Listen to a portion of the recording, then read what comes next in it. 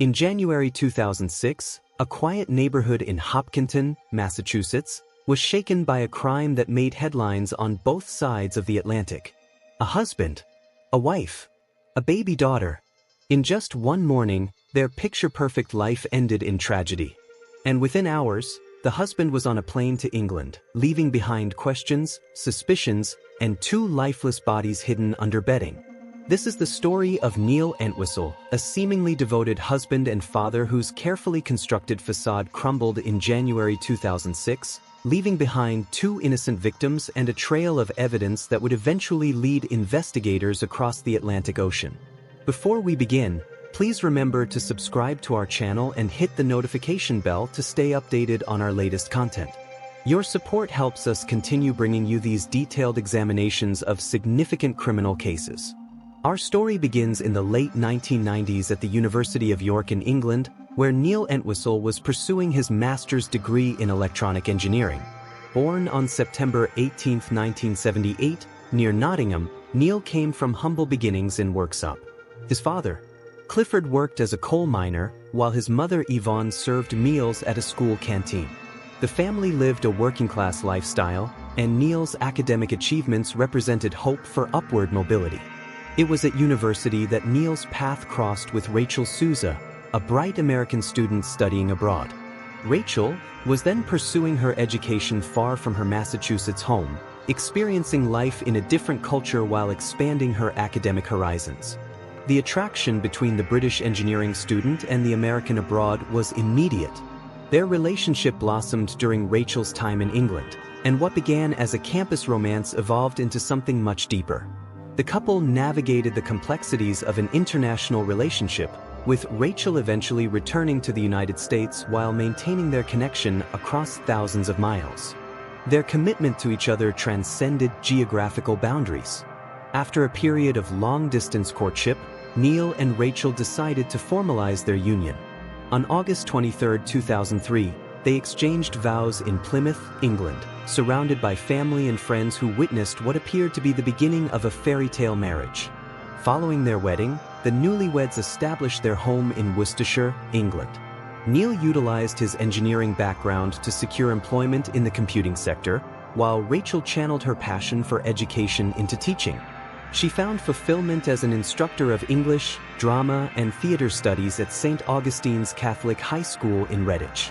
Their happiness appeared complete when Rachel discovered she was expecting their first child. The pregnancy proceeded smoothly, and on April 9, 2005, their daughter Lillian entered the world. The birth of their baby girl seemed to represent the perfect culmination of their love story: a British father, an American mother, and their beautiful daughter who embodied the best of both worlds. As their daughter grew, Neil and Rachel began discussing their future prospects. Like many young couples, they dreamed of better opportunities, financial security, and the chance to build something meaningful together. Rachel's American citizenship presented an opportunity that many international couples only dream of: the chance to start fresh in the United States. The decision to relocate wasn't made lightly. It meant leaving behind Neil's family, Rachel's established teaching career, and the life they had built in England. However, the promise of the American dream proved irresistible. They envisioned greater career prospects, educational opportunities for Lillian, and the chance to be closer to Rachel's family. Upon arriving in Massachusetts, the small family initially stayed with Rachel's mother and stepfather, Joseph and Priscilla Matarazzo, in Carver. This arrangement provided them with a stable base while they searched for their own accommodation and established themselves in their new country. Joseph Matarazzo later became a crucial figure in this story, though not in the way anyone could have anticipated. As Rachel's stepfather, he welcomed Neil into the family and shared his interests, including recreational shooting at a local gun club. It was during these bonding sessions that Neil became familiar with Joseph's .22 caliber handgun, knowledge that later proved significant in ways no one could foresee. The transition period in Carver allowed the family to acclimate to American life while maintaining the support system that Rachel's extended family provided. During this time, they began searching for a home of their own, somewhere they could establish their independence and begin building their American dream in earnest. Their search eventually led them to Hopkinton, Massachusetts, a suburban community located approximately 26 miles west of Boston. The town offered the suburban lifestyle they desired: safe neighborhoods, good schools for Lillian's future, and proximity to both urban opportunities and natural beauty. In January 2006, Neil, Rachel, and 9-month-old Lillian moved into their rented home in Hopkinton. This should have marked the beginning of their new chapter, but instead, it became the setting for an unthinkable tragedy that occurred just 10 days after they settled into their new residence. While Neil and Rachel were building what appeared to be an ideal life, the reality behind closed doors painted a dramatically different picture. The charming exterior that Neil presented to his family and friends masked a series of deceptions that were becoming increasingly difficult to maintain. Unknown to Rachel and her family, Neil had been unemployed since September 2005. While he maintained the pretense of having steady employment, the truth was far more troubling. He had fabricated stories about his income, claiming to earn $10,000 monthly from an offshore account supposedly established by his previous employer in the United Kingdom. This fictional income source was completely fabricated. There was no offshore account, no continuing relationship with his former employer, and no legitimate source of the substantial income he claimed to be receiving. The elaborate deception required constant maintenance, as Neil had to explain away his unusual schedule and lack of a traditional workplace. The financial situation was even more dire than his unemployment status suggested. Credit card debt had accumulated to over $30,000, creating mounting pressure that demanded immediate attention. The bills were piling up, minimum payments were becoming unmanageable, and the lifestyle they were attempting to maintain was completely unsustainable given their actual financial resources. Adding to these pressures, Neil had become involved in fraudulent activities that had attracted the attention of eBay's fraud investigation team. Multiple transactions had been flagged as suspicious, and investigators were actively examining his online activities. This scrutiny threatened to expose not only his fraudulent behavior but potentially the entire web of deceptions he had constructed. The stress of maintaining these lies while providing for a young family in a new country must have been overwhelming. Every day required new fabrications, creative explanations for his whereabouts, and increasingly desperate measures to maintain the illusion of financial stability. Perhaps most troubling was the evidence later discovered on Neil's computer. In the days leading up to January 20, 2006, his internet search history revealed a deeply disturbing pattern. Investigators found that he had visited websites describing methods of causing harm to others, suggesting a dark turn in his thinking during this period of mounting pressure. Additionally, his online activities included searches for escort services, indicating behavior that contradicted the image of the devoted family man he presented to those around him. These discoveries provided investigators with crucial insights into his state of mind during the critical period leading up to the tragic events. The morning of January 20, 2006, began like any other in the Entwistle household in Hopkinton. Rachel was caring for 9-month-old Lillian, probably planning their day and adjusting to life in their new home. There was no indication that this would be the last normal morning the family would ever share. According to the timeline established by investigators, the tragic events unfolded with chilling precision. At some point during the morning hours, Neil retrieved the .22 caliber handgun that belonged to his father-in-law, Joseph Matarazzo. This weapon, which Neil had used only once before during a practice session at Matarazzo's shooting club, became the instrument of an unthinkable act.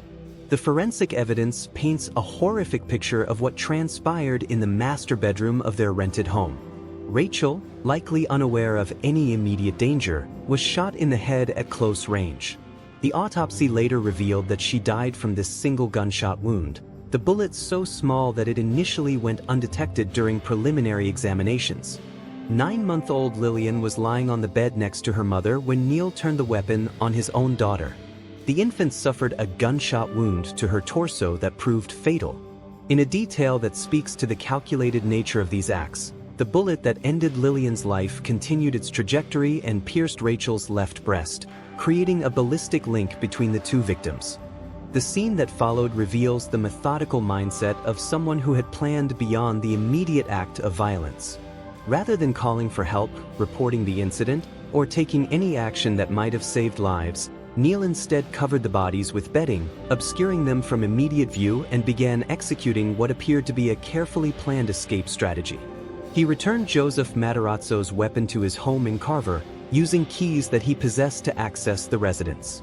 At approximately 5 a.m. on January 21st, less than 24 hours after the murders, Neil was at Boston's Logan International Airport, purchasing a one-way ticket to London.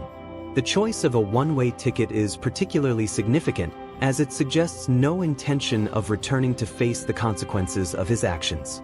By 8:15 a.m. that same morning, he was aboard a British Airways flight departing for the United Kingdom, placing thousands of miles and an ocean between himself and the crime scene.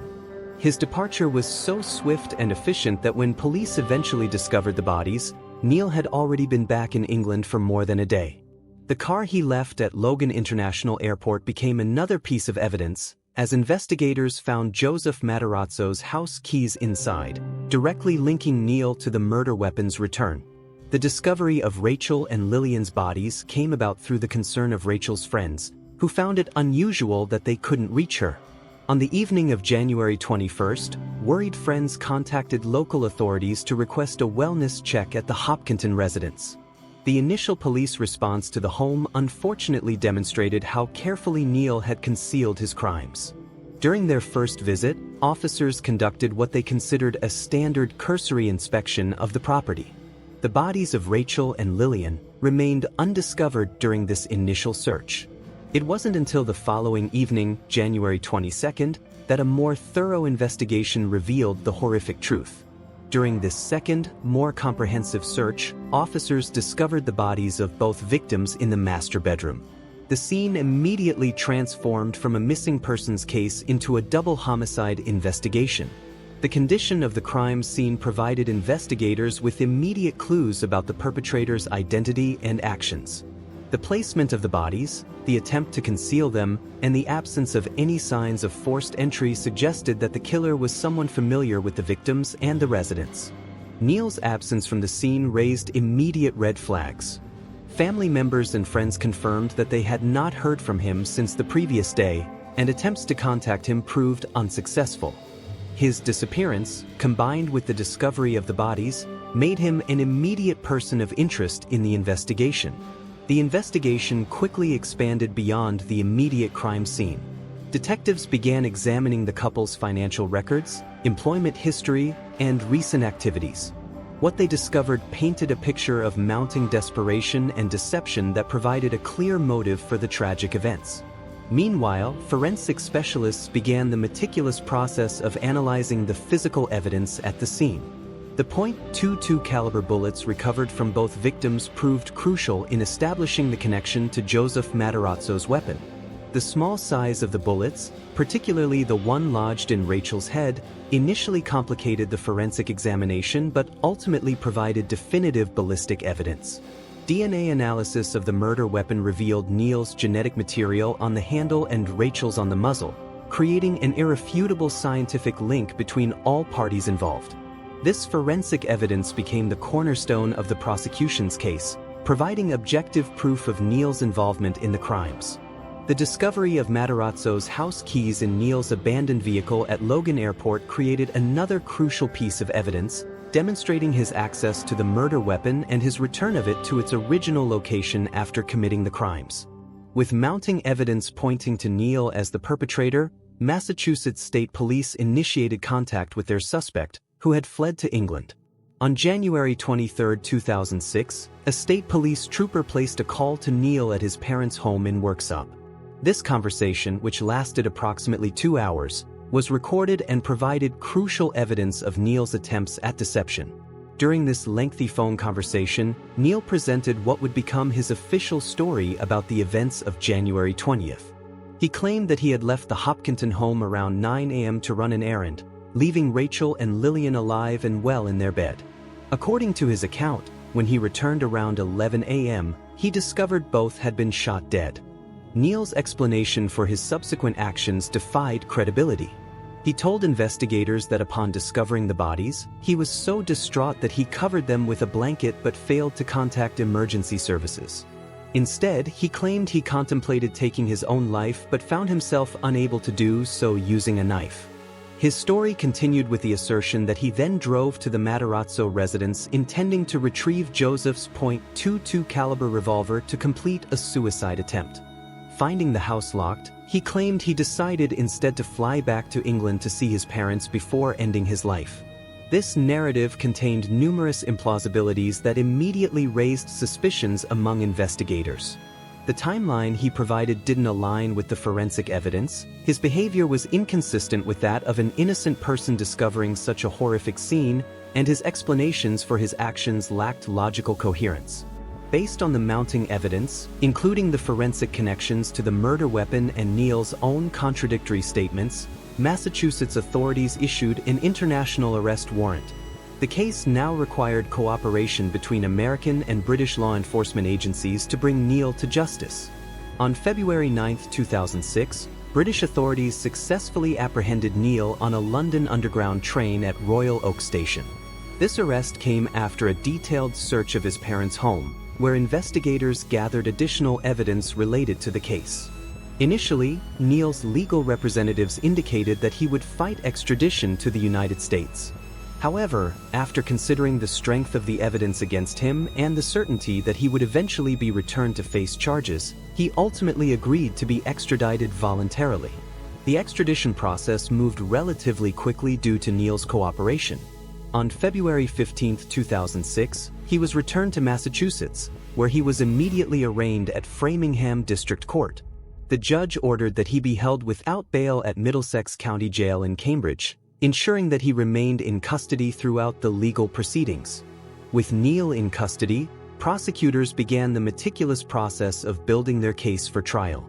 On March 28, 2006, a grand jury returned indictments on multiple charges: 2 counts of first-degree murder, illegal possession of a firearm, and illegal possession of ammunition.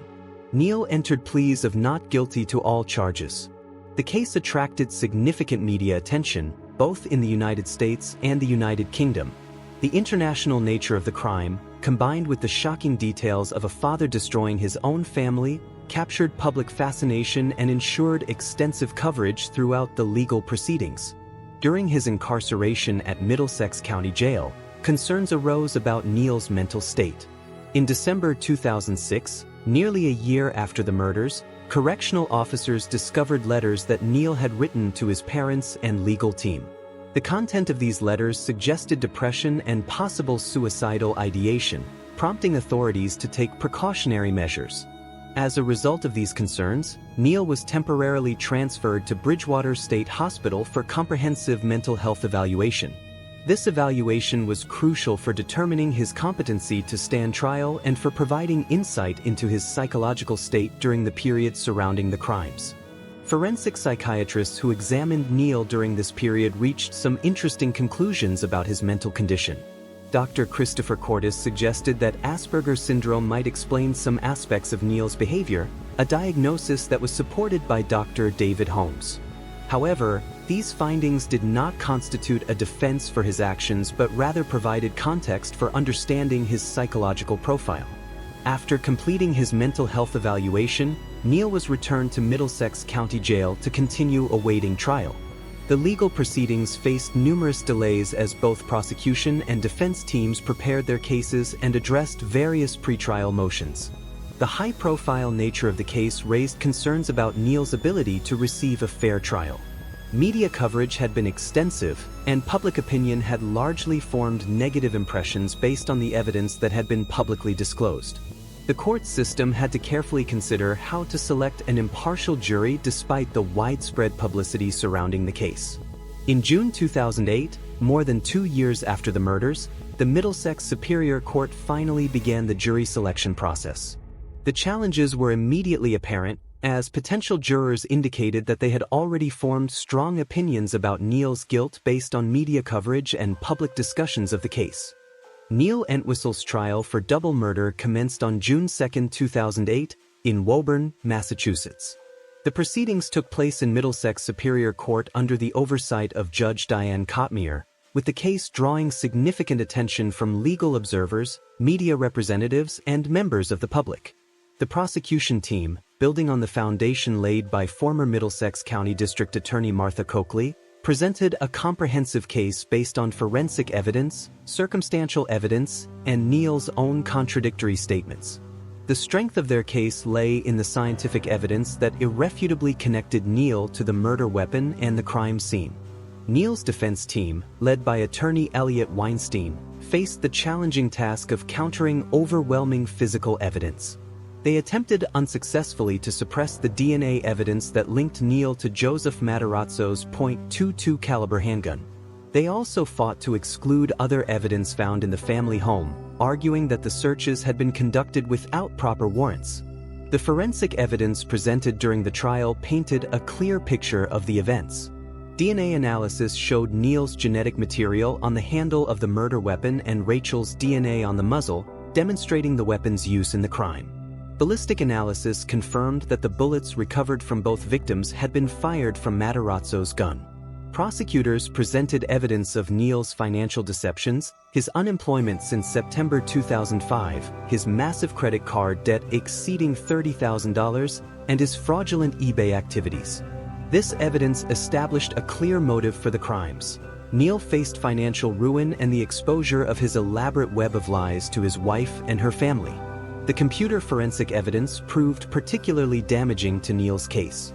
His internet search history in the days before the murders included visits to websites describing harmful methods and searches for escort services, indicating premeditation and suggesting motives beyond simple financial desperation. Perhaps most significantly, the prosecution established a clear timeline of Neil's actions following the murders. His swift departure from the crime scene, his purchase of a one-way ticket to London, and his flight from the country within hours of committing the crimes demonstrated consciousness of guilt and planning. The defense strategy was notably limited. Neil's legal team called no witnesses to testify on his behalf, and Neil himself chose not to testify in his own defense. This decision meant that his recorded phone conversation with Massachusetts State Police remained his primary statement about the events, and that conversation contained numerous inconsistencies and implausibilities. The jury deliberated for 2 days before reaching their verdict. On June 25, 2008, Neil Entwistle was found guilty on all charges: 2 counts of first-degree murder, illegal possession of a firearm, and illegal possession of ammunition. The conviction carried a mandatory sentence under Massachusetts law.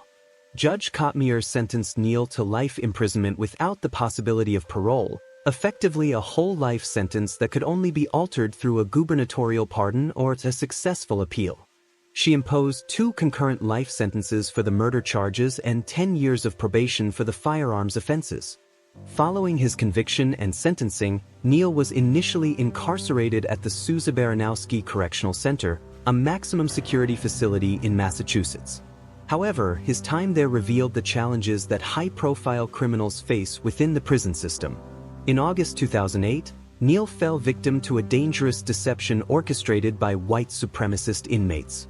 He was tricked into shaving his head, believing this would secure him protection from a prison gang. Instead of providing protection, the gang reportedly told him, "It's a nice gesture on your part, but we're gonna kill you." The threats against Neil's life were taken seriously by correctional authorities. Rather than providing the safety he had been promised, his association with the white supremacist group had actually increased the danger he faced from other inmates. As a result, he was immediately placed in protective custody, also known as administrative segregation or ADSEG. In December 2008, for his own safety, Neil was transferred to Old Colony Correctional Center in Bridgewater, Massachusetts. This medium security facility was better equipped to provide the level of protection he required. The Department of Corrections confirmed that his transfer was necessitated by credible threats against his life and that these threats were considered quite serious. As of recent reports, Neil Entwistle, now 44 years old, claims to be indigent and has been representing himself in legal matters. He remains incarcerated at Old Colony Correctional Center in Bridgewater, where he has been for more than a decade. Neil's conviction was automatically appealed to the Massachusetts Supreme Judicial Court, as is standard procedure for first-degree murder convictions in the state. His original attorney, Elliot Weinstein, was diagnosed with pancreatic cancer and had to withdraw from the case to focus on his recovery, necessitating the appointment of new legal representation for the appeal. The primary argument in Neil's appeal centered on the searches conducted at the family home. His legal team argued that these searches were performed without proper warrants and that all evidence obtained as a result should have been suppressed during the trial. However, this argument failed to convince the appellate court. In August 2012, the Massachusetts Supreme Judicial Court rejected Neil's appeal, upholding his conviction and sentence. The court found that the searches had been conducted legally and that the evidence had been properly admitted during the trial proceedings. Neil's legal team then petitioned the United States Supreme Court to review the case, but in January 2013, the nation's highest court declined to hear the matter. This decision effectively exhausted all of Neil's standard appellate options, making his conviction and life sentence final under normal circumstances. However, as recently as October 2023, Neil has been seeking a new trial, representing himself and claiming that a juror who was the same height as his slain wife may have tainted the verdict. This latest attempt represents his continued efforts to challenge his conviction, though legal experts consider such post-conviction relief motions to have limited chances of success given the strength of the evidence against him. The impact of Neil Entwistle's crimes extended far beyond the immediate victims to devastate multiple families across 2 continents. Rachel and Lillian were laid to rest in Evergreen Cemetery in Kingston, Massachusetts, where they share a single coffin and are memorialized under the surname Souza, Rachel's maiden name. In a final rejection of Neil's paternity, Lillian's birth and death certificates were officially amended to read Father Unknown, symbolically severing any legal connection between the convicted murderer and his innocent daughter. This administrative action represented both a practical and emotional statement about Neil's forfeiture of any parental recognition. The case created lasting divisions within the extended family. While Rachel's relatives accepted the evidence and the jury's verdict, Neil's parents in England have maintained their belief in their son's innocence. This unwavering support has created a painful rift, with his family insisting that Rachel was actually responsible for the deaths and that their son was wrongfully convicted. Neil's mother made particularly controversial statements following the trial, claiming that the evidence points to Rachel taking the life of our grandchild and then taking her own life. This assertion directly contradicts the forensic evidence, the ballistic analysis, the DNA findings, and the testimony presented during the trial, yet his parents continue to maintain this position. In October 2008, Neil's parents filed a harassment complaint with the UK Press Complaints Commission against their local newspaper, the Worksop Guardian, though this complaint was ultimately rejected. Their ongoing advocacy for their son has kept the case intermittently in the British media, though public opinion remains largely convinced of Neil's guilt. The international nature of this case highlighted the importance of cooperation between law enforcement agencies across national boundaries. The successful investigation, extradition, and prosecution demonstrated how modern investigative techniques and international legal frameworks can ensure that geographic distance doesn't provide sanctuary for those who commit serious crimes. Currently, Neil Entwistle remains incarcerated at Old Colony Correctional Center in Bridgewater, Massachusetts, serving his life sentence without the possibility of parole. At 46 years old, he faces the reality of spending the remainder of his natural life behind bars, barred from any possibility of release except through the extremely unlikely scenarios of gubernatorial clemency or successful legal appeal. This case serves as a stark reminder of how financial pressures and personal deceptions can escalate into unthinkable violence. It demonstrates the devastating consequences when someone chooses to eliminate the perceived source of their problems rather than face the consequences of their actions honestly. The story of Neil Entwistle is ultimately a tragedy that destroyed 3 lives: those of Rachel and Lillian, who lost their futures, and Neil's own life, which he forfeited through his inexcusable choices. The case stands as a testament to the thorough work of investigators, the strength of forensic science, and the importance of international cooperation in ensuring that justice prevails. For Rachel's family and friends, the conviction provided legal closure, though the emotional wounds from losing both daughter and granddaughter in such a senseless act continue to affect their lives. Their memory lives on, while the man who destroyed them faces each day with the knowledge that his choices led not only to their deaths but to his own permanent removal from society. The Neil Entwistle case reminds us that behind every crime statistic are real people whose lives were cut short and families whose worlds were forever changed by one person's devastating decisions. What do you think? Did the courts get it right, or is there more to this story that remains in the shadows? We would like to hear your opinion in the comments section below. Thank you for joining us for this comprehensive examination of the Neil Entwistle case. If you found this content informative, please consider subscribing to our channel and sharing your thoughts in the comments below. We'll continue bringing you detailed analyses of significant criminal cases that have shaped legal precedent and captured public attention worldwide. I'll see you in the next episode. Till then, stay safe, stay aware,